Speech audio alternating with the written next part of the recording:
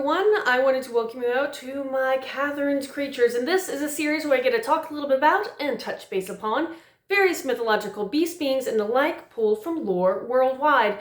And I always like to preface by saying I'm not a linguist, so if I mispronounce anything, I apologize in advance. And today I wanted to talk to you about the Basti. And the Basti is this, well, it's an unusual entity that comes from Turkish mythology, and depending on the subsection of the mythos or the folklore, it could be described something similar to an evil spirit or a goblin. But as I kind of go on to some of these other kind of subcategories, you may realize, kind of like, at least the way I think, that the Basti can be very different from a lot of entities I've talked about before. Now, overall, the Basti is kind of agreed to be able to ride upon a person's chest as they sleep, causing them or bringing upon bad dreams and nightmares and etc. so on. And they're able to do something similar to horses, where they ride the horses at night, causing them to be exhausted and covered in sweat by morning, and of course then incapable of doing whatever they need to do from the daytime perspective of the owner. Now, the Basti, there is one whole group of the mythos which I found absolutely fascinating, and this is when the Basti is formed because it is connected with a witch.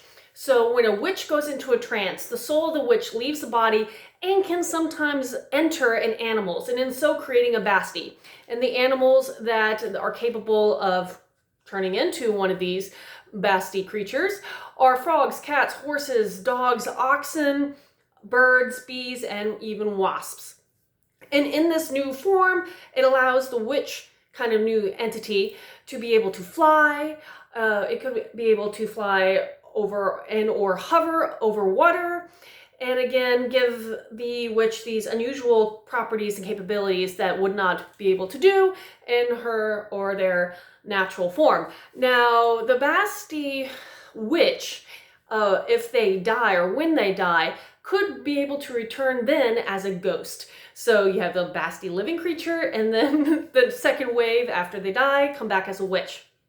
Now, these dark spirits are also believed, and again in some of the different variations of the folklore, to be able to take the form of beautiful women, and in these forms be able to cause the men that they haunt and visit in their dreams to become so desirous. And while they are in this dream state, the Basti is able to kind of slowly pick apart and take away and strip out parts of the man's life, and thus causing major problems down the line. Now, Bastis in the myth were believed to be able to enter houses through even means like the keyholes, so something that small. And again, the lore almost always refers to the fact that they sit on the chest and bring upon bad dreams and nightmares, even if they don't go full on and try to remove the soul, a little bit more like a succubus and incubus kind of thing. In their folklore, there's a lot of interesting words and variations as the Basti belief kind of evolved over time, including the fact that there is a word called Karabasti.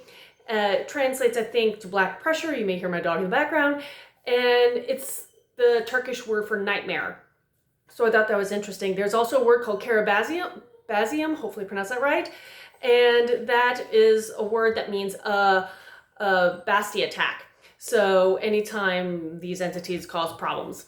Now, again, with all these variations, there's a lot of different types of Basti. I think there's one called Suri Basti, hopefully, again, get that right. And this Basti is supposed to wear yellow and cause epilepsy with the people they are haunting or causing problems. There's Albasti, which is a variation which has white skin. They're viewed as evil, female-like entities. There's, again, Karabasti, which is the ones that are supposed to cause nightmares. And Quillbasti, which is a variation that sleeps during the day, comes out at night, and is viewed as being very hairy as well as smelly. Almost all Basti have the shape-shifting abilities to fly, ride horses, and some of the lore that I found said there are certain kinds of protection people can do by keeping a knife under the pillow at night, and the use of materials like iron and even potentially steel can keep the Basti away.